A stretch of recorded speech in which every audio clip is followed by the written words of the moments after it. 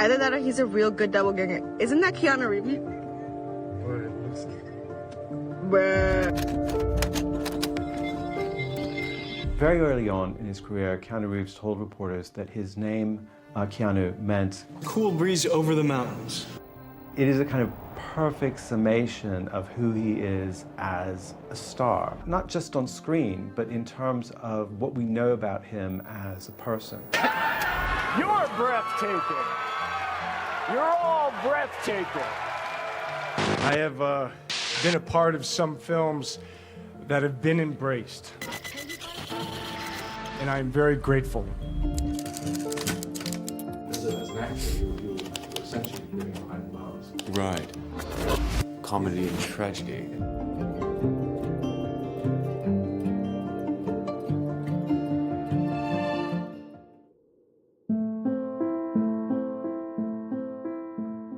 He took some solace in science fiction reading and in comic books, which is really interesting when you think about the trajectory of his career and the kinds of films he ended up making. He was a private child who struggled a lot due to dyslexia, which is something that he has been quite forthcoming about and how that struggle impacted him. Didn't really have any interest in acting until the influence of his stepfather really gave him that kind of bug.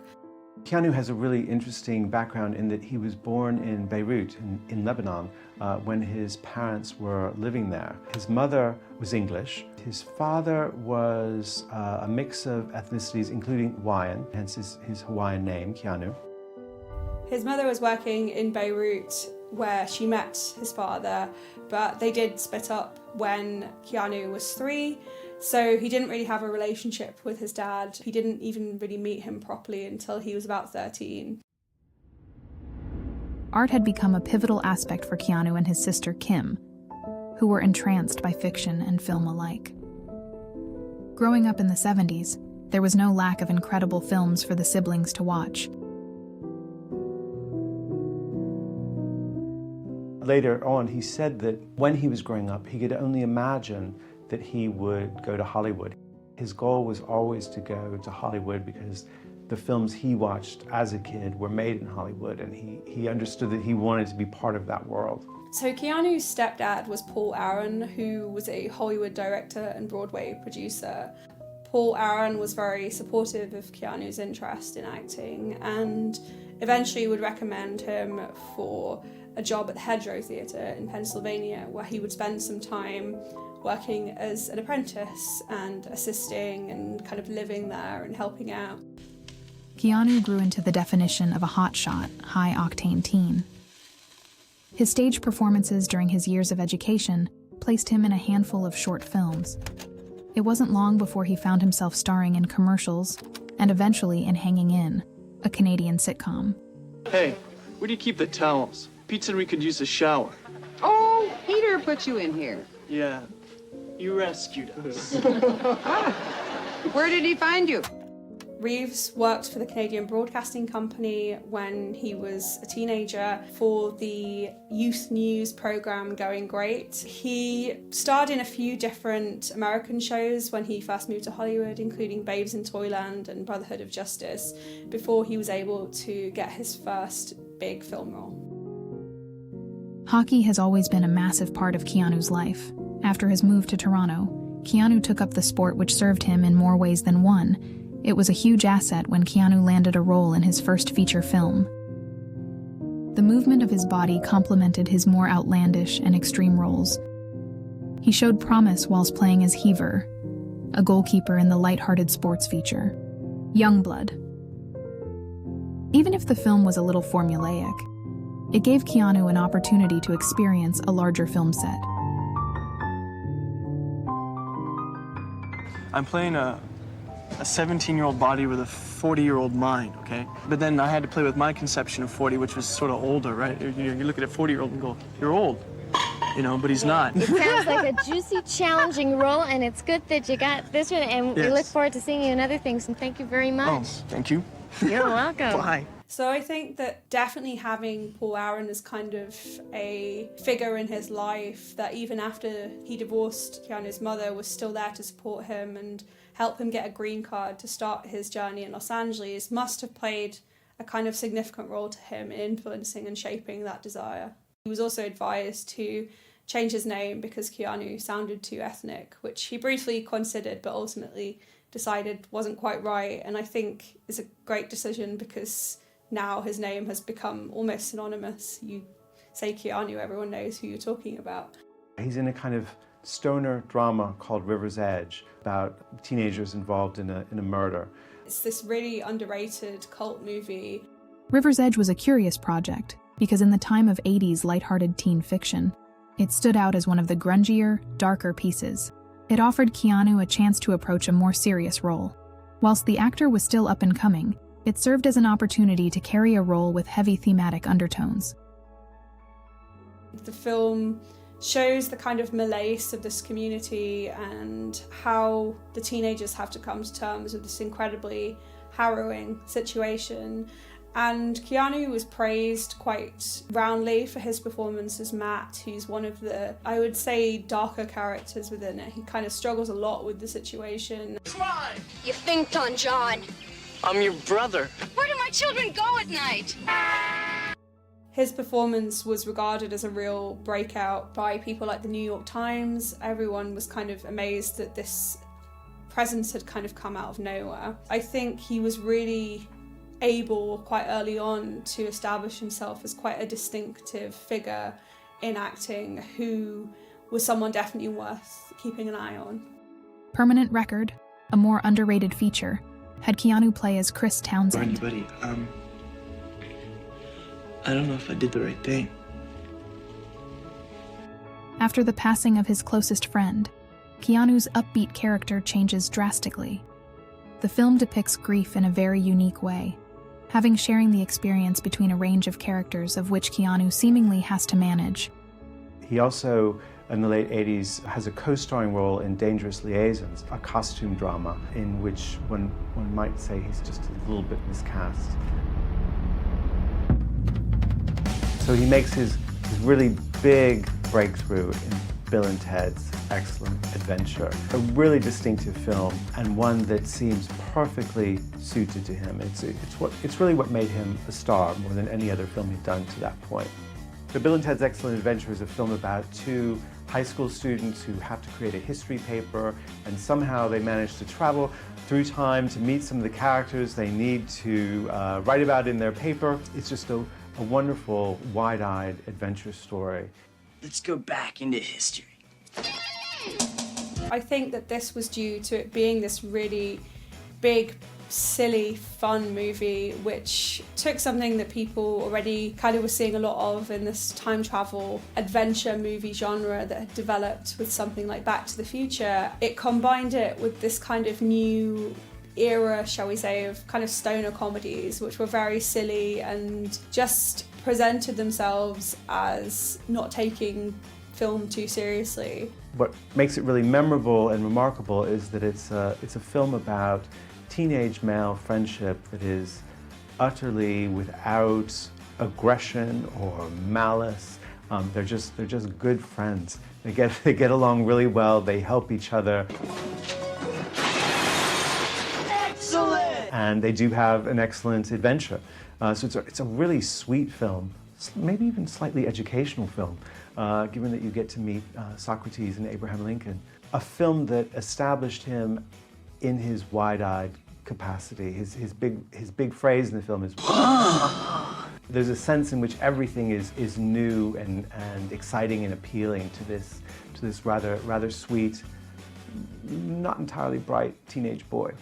The film was really well received by critics and made a surprising return on the box office investment and has become now as one of the kind of best sci-fi movies around because it just takes the genre, which sometimes I think can feel quite serious, and plays with it and has fun with it. It's really known as a defining presence within Keanu's filmography. There's an element of nostalgia to Bill and Ted's Excellent Adventure. Like you can't, I imagine if you watched as a teenager, you simply identify with Bill and Ted. But if you watch it as an adult, you kind of look back to teenage years and the kinds of adventures and the kinds of friendships that you had at that time in your life. So I think it's a perfect film for nostalgia. It's a perfect series to stay in the hearts of audiences because of that nostalgia factor and that idea that one would always like to look back on those sorts of friendships and that period in your life for the kind of excitement that it has in the film.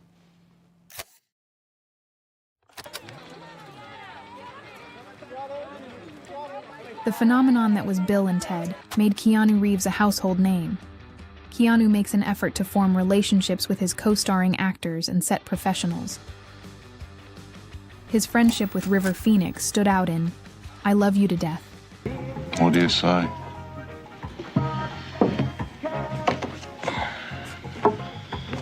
The black comedy propelled both Keanu and River to the next stages of their blossoming careers. Whoops. I have a feeling we're about to embark upon a most unprecedented expedition. Bill and Ted returned once again for the sequel. There's a lot of deliberation as to which film people prefer. The battle with death remains an iconic scene in anyone's eyes. To many, it was a clever spin on Ingmar Bergman's The Seventh Seal, with less chess and more Bill and Ted antics. Bill and Ted are dead. Keanu, having developed a passion for composing music, decided to start a band. Dogstar. Dogstar consisted of drummer Robert Mailhouse, who Keanu met at Gleason's Supermarket. Brett Dormouse was on guitar, and Keanu Reeves on bass and shared vocals. It's Brett Dormouse, happy to be here.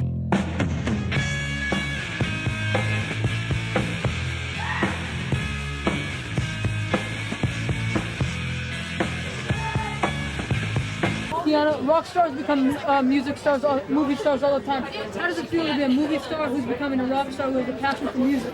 Well, I have a passion for music. I don't think myself or the band Dogstar have quite reached the heights of rock stardom, but it's been really fun playing in the band over the past 6 years, and hopefully we can continue to make records and play live and stuff, you know?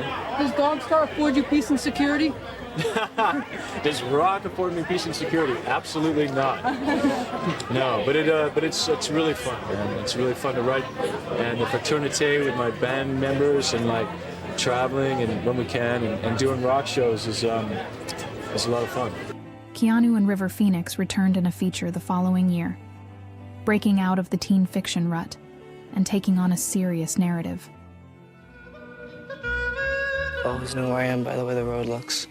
Look, I just know that I've been here before. I just know that I've been stuck here.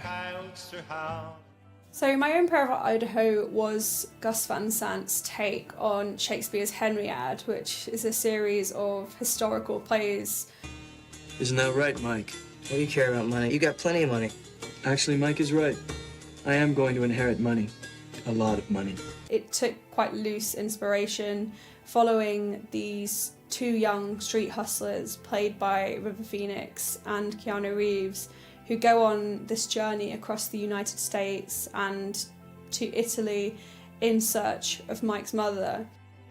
It's not only considered one of Gus Van Sant's best films, but it's become a very pivotal queer film. So My Own Private Idaho was as far from Bill and Ted's Excellent Adventure as you could get. And it's definitely one of the most heartbreaking films of the kind of 90s. And definitely for Keanu, I think, establishes him as this sort of unknowable screen presence. Obscure, enigmatic film, quite difficult to know what's going on all the time. It has its surreal moments. And I think it was Keanu Reeves' signal to the audience that he was not going to be pigeonholed and he wasn't going to be caught in that kind of role. It was an art house film and it was an art house hit. My Own Private Idaho is a unique, introspective film. Keanu and Rivers' performances were exceptional. The two men shared a rare bond during its production, a bond which bled into their performances and solidified the feature as a cultural milestone, thanks to its themes and raw messaging. Audiences wondered when Keanu might return to the screen with River Phoenix. Their chemistry had left a lasting impact on viewers. The two young actors seemingly had no limits. They shared great potential. The world, however, had other plans. My Own Private Idaho served as one of River Phoenix's last films before he passed at the age of 23.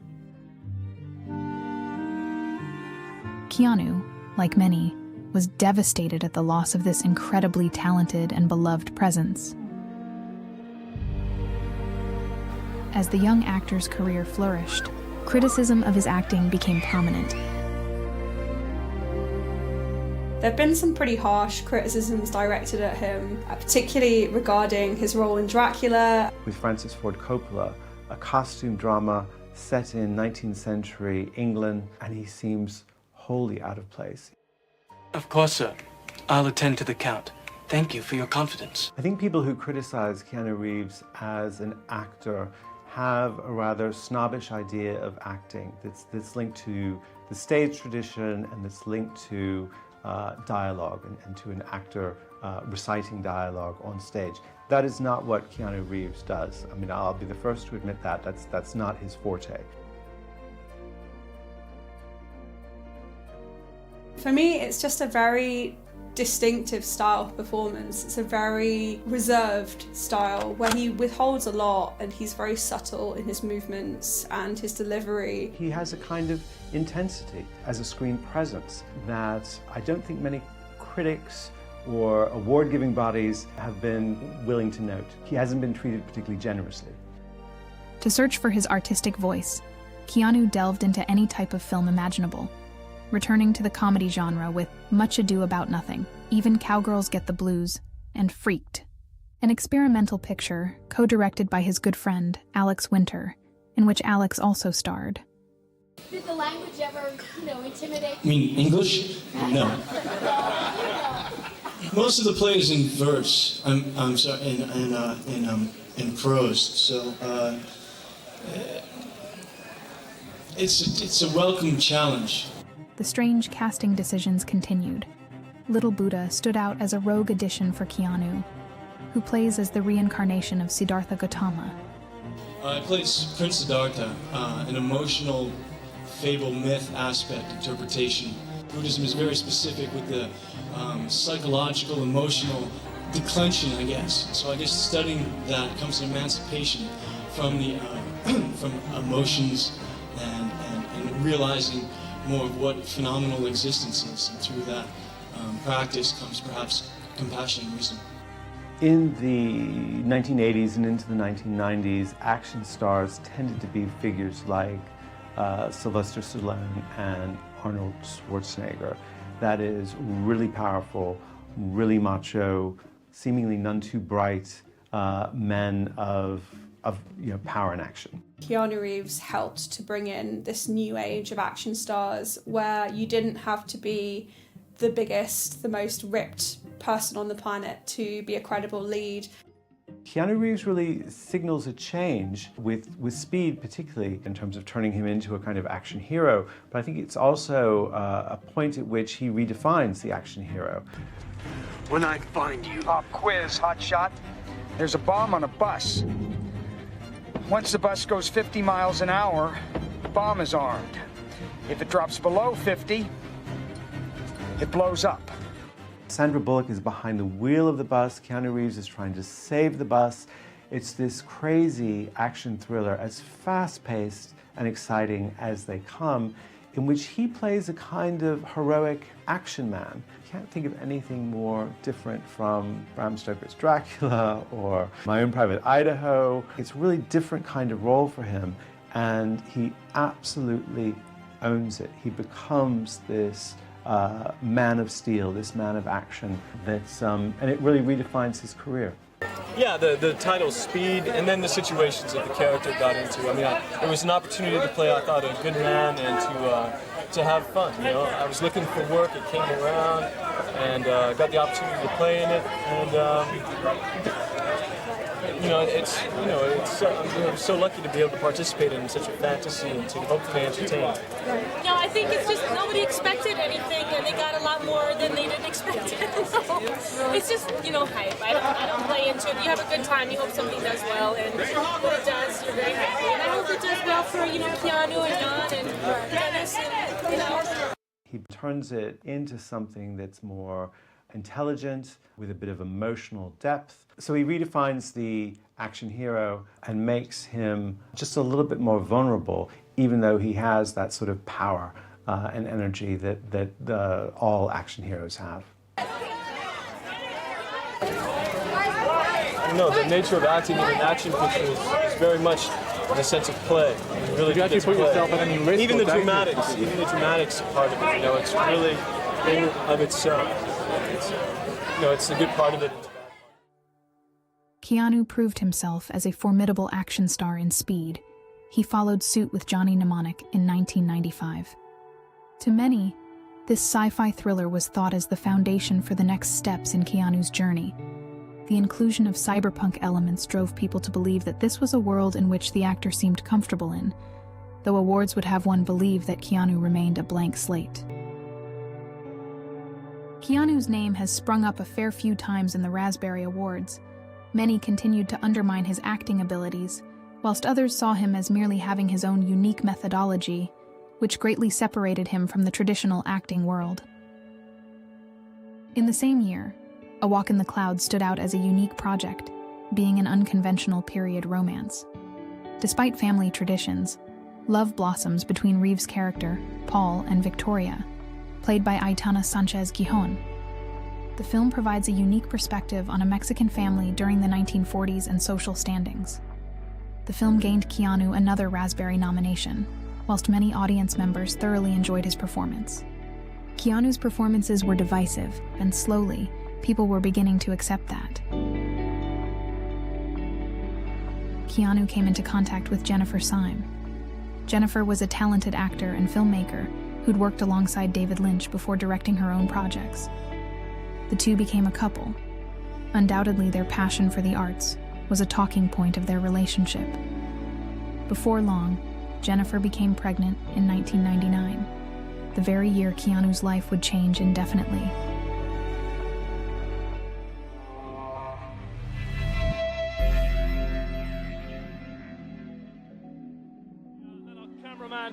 Cameraman Jolyon, just get in there and get you a shot of Keanu Reeves. We're being promised we're next in the line, but these things... I think the first film that comes to mind with Keanu Reeves is The Matrix.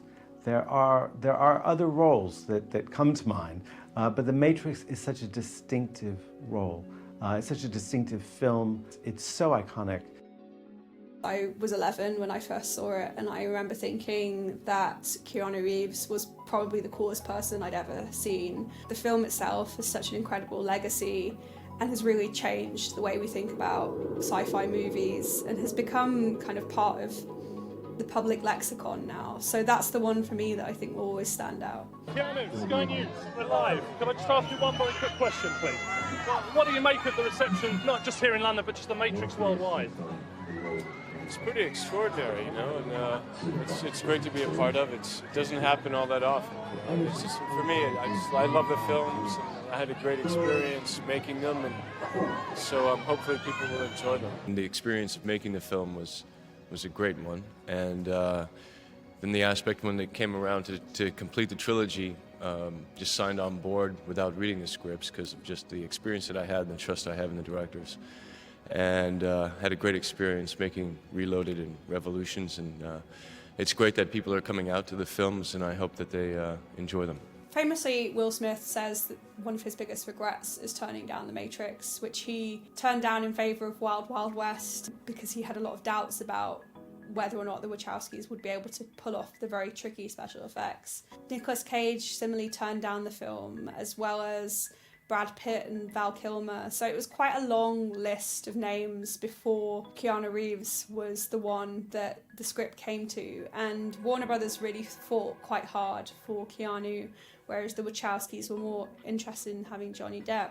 Keanu ended up being a perfect choice because he was a little bit of a blank slate who didn't have a huge profile at the time. He really gave this sense of naivety and almost openness that I think any other actor would have probably struggled with. But the reason the film works is because we feel this real connection to him, and he could be kind of anyone within the world. He is a kind of audience surrogate who gets embroiled in this very weird world and kind of has to just go along with it.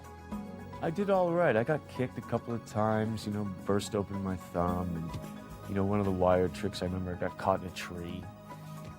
But I never really got hurt. All in a day's work. So The Matrix came out in 1999. We have to think back then to how early that is to have a cyber thriller, right? A thriller about the internet. When most people were still just getting to grips with what the internet was, this is a whole drama based around the internet. It also involves a lot of AI, artificial intelligence, again, at a time when not a lot of people would have even known what that was. I'm glad to be here. You know, I'm glad to speak about something that I love so much. I'm a fan of these movies, and I had a great time making them. They've been a huge part of my life. And so to come out and travel and speak about them is part of the gift, I guess. I'm fine with it. You've done lots of really interesting work, haven't you? You know. Yeah, I've been trying. Yeah. You know, I really feel like The Matrix is the event, is the piece that we all, actors and craftspeople, are a part of, you know? So hopefully if anything's remembered, it will be the films themselves, you know? And we're part of that. So it is an incredibly innovative and I think in a way prophetic film. It just broke a lot of new ground and opened up new cinematic worlds for audiences. The Matrix is an iconic film partly because of its visual style, that it imagined the cyber world cinematically at a time when few, if any, films had done that. It's interesting to look at it now and realize just how paranoid it is and how steeped in conspiracy it is, that everything we see and do is artificial and invented by larger structures around us that are all out to get us, that are all out to farm us, literally. It's pretty special. Now, Keanu, you've been a bit of a rocker in the past. I mean, Not like these guys. How rock and roll are you now? Are you still rocking it up? No, I'm not. I'm going a quieter path now. More measured and quieter. The fame which came to Keanu thanks to the Matrix franchise was immense. Beyond the glitz and glamour, Keanu's partner, Jennifer, gave birth to their daughter, Ava. Sadly, the baby was stillborn. The birth affected Keanu and Jennifer beyond comprehension. The couple briefly parted ways, before reuniting once more in 2001 after dealing with the loss in their own way. One's personal life can put a great deal of strain on their career. Whilst fans of Keanu could only speculate, it was something that many felt sympathy for. To juggle publicity and privacy is a war Keanu seemed to avoid fighting. His emotions were raw and could be seen in his interactions alongside his performances. An aura of honesty and humbleness began to radiate from Keanu, something many celebrities could not demonstrate due to being enveloped by fame. But Keanu was a completely different entity.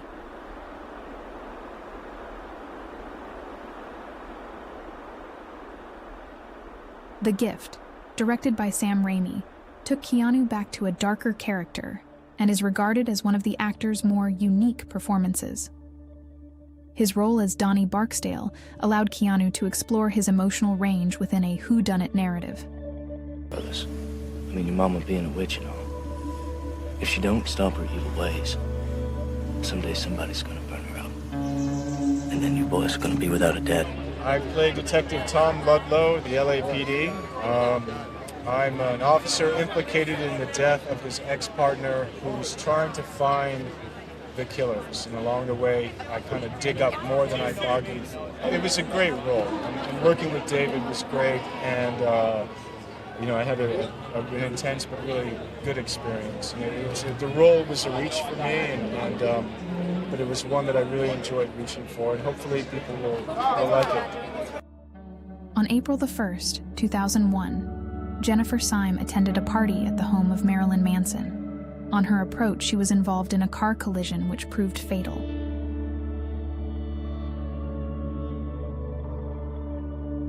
The tragedy, compounded with the loss of their child, was a shock of sadness to Keanu, alongside being a great moment of realization and reflection. Life in Keanu's eyes appeared to seem fragile.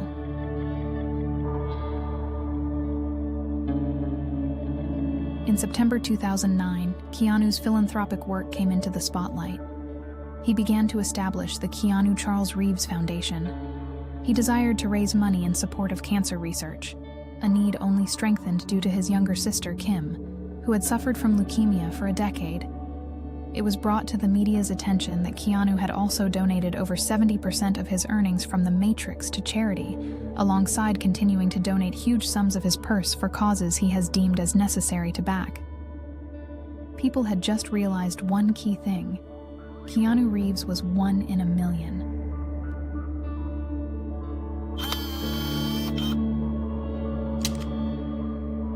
In May 2010, an image cropped up showing Keanu sitting alone at a park bench. He was eating a sandwich, and the internet went crazy about it.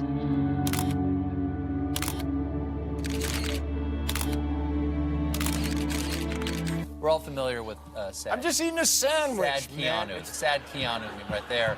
Man, this is a frame of Berserker from... Yeah. There you go. Okay.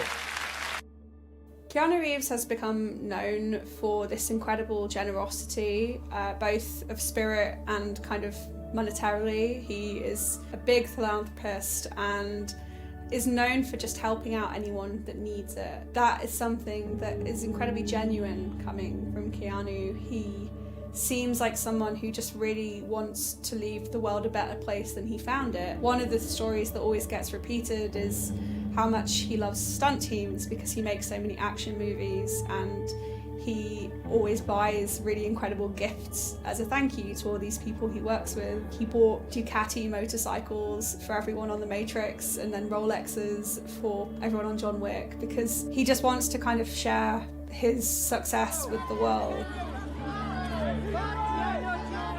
There's a really lovely clip from a few years ago where he was stranded at an airport with a group of passengers and was giving them a sort of impromptu tour with some facts he found on Wikipedia. Its population is around 380,000, making it the 9th most populous city in California and the 52nd most populous city in the nation. Well, we all say it, we all do it, and I think it has meaning. I think it's what we're going through now. I think it's the reason that things are all sort of a little bit uncomfortable.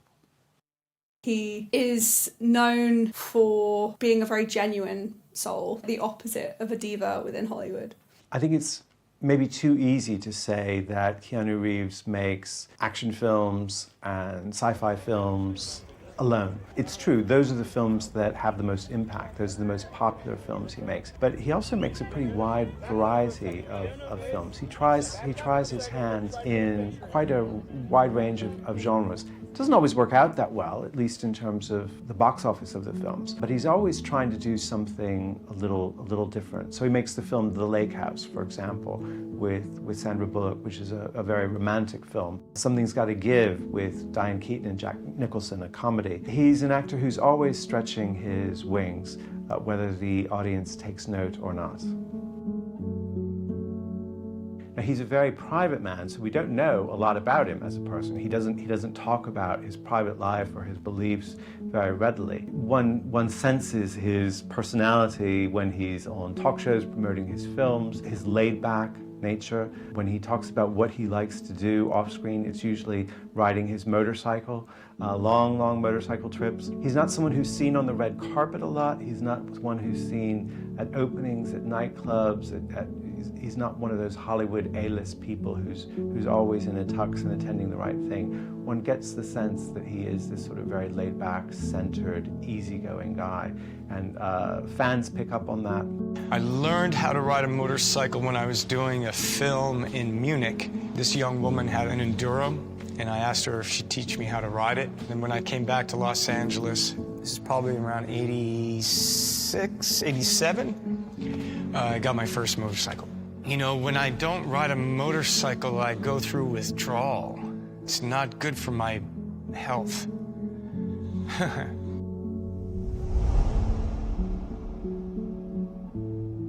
If you look around on social media a bit, you can see various videos of him, like when he's on the subway in New York, people notice him giving up his seat to others or helping them with their luggage or doing all sorts of just really kind acts of everyday behavior that reinforce the idea that this guy is not a slave to Hollywood glamour, but is his own person.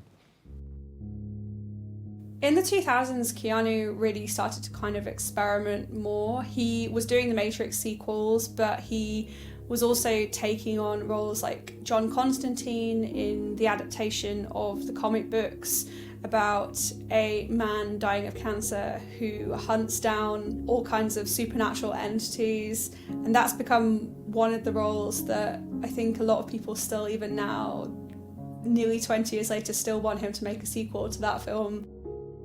He was also taking on roles in films like Something's Gotta Give and Thumbsucker, which were a little bit more comedic for him. And then he did A Scanner Darkly, which was Richard Linklater's very experimental rotoscope animation film. So I think that Keanu really started to kind of take more risks once he'd had the success of The Matrix and to start getting involved with films that were a little bit different for him. You know, I mean, I'm trying to play different kinds of roles, different genres, and not be typecast. So, you know, I don't think you're going to see The Private Lives of Pippa Lee and expect to see Neo or something like that, you know. Yeah, I mean, I enjoy the physical part of acting, and this one certainly has that going for it. So, yeah, it was a good experience. Keanu made his directing debut with Man of Tai Chi in 2013. He really played into kind of his interest in action and in martial arts particularly. But there's a sense in which he hasn't quite found his feet or found his new role until he makes the first John Wick film. The loss of a loved one was depicted beautifully by Keanu in 2014 upon the release of John Wick. Beyond being an impeccably well-choreographed franchise of action filmmaking, John Wick connoted an understanding of impermanence, that suffering is merely an unavoidable part of life.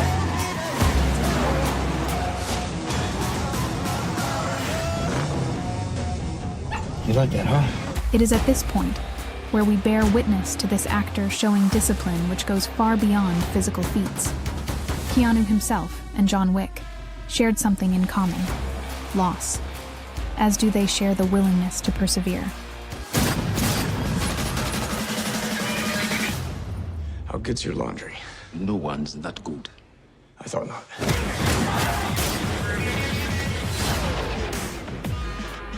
That starts a whole new franchise for him and gives him a new identity as a more mature actor. He's not the young teenage Keanu Reeves anymore. He plays an action hero who cannot be defeated. No matter what you throw at him, he cannot be defeated. John Wick has become one of the most successful action franchises of all time, and I think that it totally wouldn't work without Keanu. And I think that a lot of that is down to the partnership between Keanu Reeves and Chad Stahelski. And you must be very good at Kung Fu now as well. I'm okay at movie kung fu. Okay. Yeah, movie action. New characters, New characters. New storyline, of course, Yeah. new set pieces, new action. But what's staying the same? John Wick. Suffering, fighting for freedom. Always. Together they really care about making sure that the John Wick films are not only incredibly well crafted but incredibly entertaining. Definitely the amount of effort Keanu and Stileski have put into casting the films and building the world of the films. The franchise is incredibly beloved by action fans around the world. But wait, we do some car stuff. Cars, horses, cars are back. fights. Not really horses. A little bit of horses. But we have cars. A lot of cars. A Motorcycle. lot of fighting, Motorcycle jiu-jitsu, judo, gun Jiu-jitsu, fu. judo, gun fu. Oh, we got some surprises Swords. in there. Yep. Got some surprises, yeah. They both require this incredible amount of stunt work from Keanu, who has really shown this ability to throw himself into his work, especially in the latest John Wick film, where he falls down the longest flight of stairs in the world repeatedly and quite heavily.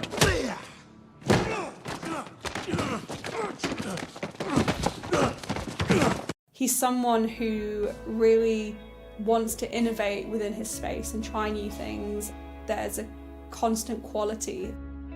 So it's a curious combination of the old style vigilante film in which the action hero is seeking justice, but it's overlaid with a level of heartache and vulnerability that gives the film and the character some depth.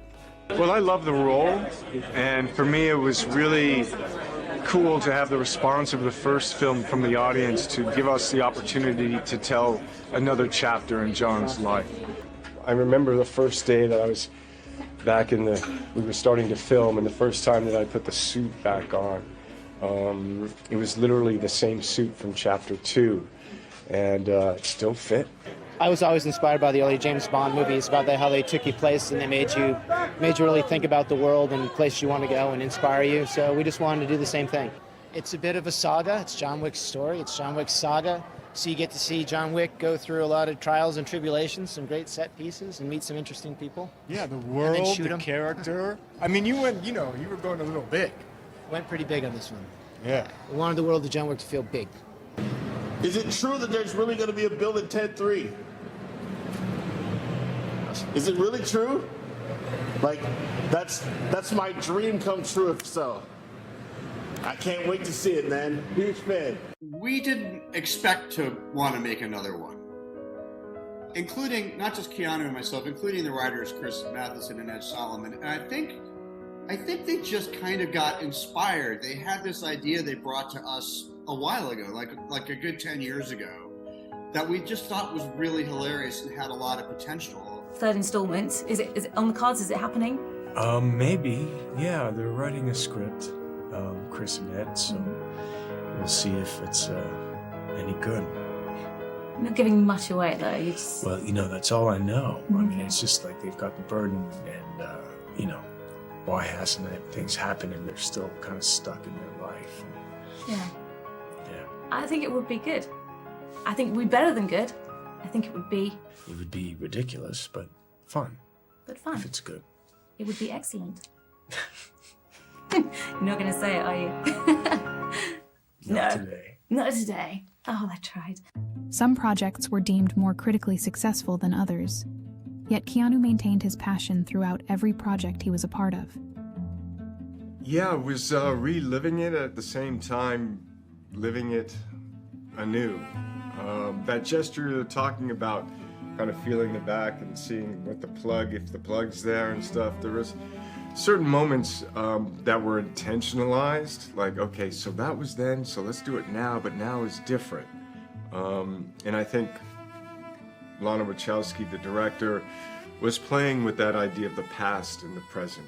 It was challenging for sure and exciting. I love that physical aspect of what it takes to play Trinity. As challenging as it was, just because my body's so different 20 years later, and it was a challenge that I loved. I love being a part of those really physical scenes, and especially doing them with him.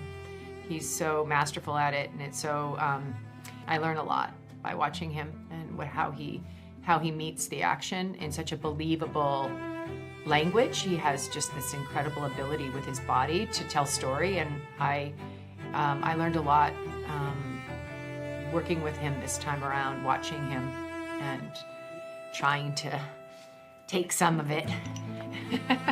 Well, you nailed it. I also like just the first time that we meet, and then all of our scenes. It's really fun. It was really fun. Every day was really, really lovely to be across from him and partnering up in that way. It was really a joy. In the Matrix. Yeah. Animation became a new stone for Keanu to overturn. His appearances in Toy Story 4, alongside SpongeBob and League of Super Pets, resulted in some fantastic vocal deliveries and often material which would later become a meme template. The memes, of course, were a way of honoring the actor, not to belittle him. Keanu, thanks to his earthly persona, had tapped into a new generation of audience, which has embraced him for who he is. To a lot of people, Keanu appears as a source of comfort and hope in this turbulent world. His calmness and enjoyment of the simple things in life is how many others wish for themselves to live. I think audiences have always enjoyed seeing Keanu Reeves off screen because when they see him, he's not doing the normal Hollywood things, and he comes across as a genuine, laid-back person who has a life quite separate from his star power and his incredible earnings. He must be one of the best paid actors in Hollywood, but he seems like someone who just likes riding around on his motorcycle. And when he's on talk shows, he's very self-deprecating and doesn't have any of the self-importance that a lot of Hollywood actors bring. So I think people see something genuine and genuinely laid back in him that's very appealing, and they've seen that from the beginning, from his earliest films through to his latest films. So one of the most intriguing things I've heard him say about his future is that he'd like to play King Lear. And I'm not sure whether he meant that on stage or on screen, but I think it would be a great part for him. I think he looks like Lear now. John Wick looks like Lear, and I think it would be a great way for him to stretch his wings further as an actor. For over 30 years, Reeves has really had this incredibly varied career, which is defined by these really intense action roles that he has managed to make his own, and he's really got this kind of bravery, I think, as a performer, where he's been knocked down by life, by bad reviews, by bad box office reception, but he's always kind of got back up. His impact is really reshaping what it means to be a leading man, and also what it means to be a successful actor, and to how you should take bad reviews as an actor. His parlance of his online persona, or certainly his outside of film persona with on-screen performances, especially in John Wick, has become incredibly unique and something that we're going to see influencing the next generation of action stars. Well, I don't think he'll be remembered primarily as an actor in the sense that we remember, say, Laurence Olivier or Marlon Brando as an actor. And I don't think he'll be remembered as the kind of star that Tom Cruise is or George Clooney is, someone where we know a lot about their private life and we feel their presence in the film, the presence of their personality in the film. I think he'll be remembered in terms of the screen, in terms of his acting, as someone who really changed the action genre and brought a new kind of figure into it. A more thoughtful, a more emotionally complex, less macho action figure. I think that'll be a key part of his legacy. And the other part will be someone who managed to be a star and a top earning star for decades without taking on any of the trappings of glamour or scandal or self-importance that so many other Hollywood stars have. Keanu Reeves is far and away one of the more unconventional actors. His ability to have his spirit seep into the roles he undertakes is remarkable. He has experienced so much in his lifetime. Though he deservedly remains a private person, he has shown the world his kindness, his generosity and appreciation for what others might perceive as mundane. There is no doubt that Keanu is a beacon for many people who have experienced similar events in their own life. It is the acceptance of our flaws and the willingness to continue which Keanu has gifted to the people. What do you think happens when we die, Keanu Reeves? I know that the ones who love us will miss us.